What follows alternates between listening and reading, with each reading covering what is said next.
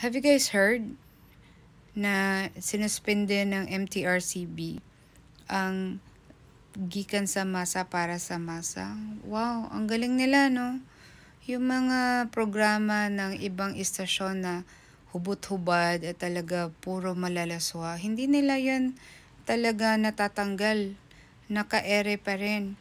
Kung mag-search ka nga sa YouTube videos, ang daming mga talagang sobrang laswa. Tapos, ang gikan sa masa para sa masa, tinanggal nila. Ang galing, ano? Talaga, iba ang Pilipinas. Number 1 tayo sa kalokohan. Yung mga sinasabi ng presidente na totoo, factual, at talagang pagbigay ng impormasyon sa mga Pilipino para mamulat ang Pilipino kung ano ang nangyayari, lalong-lalo na sa mundo ng politika.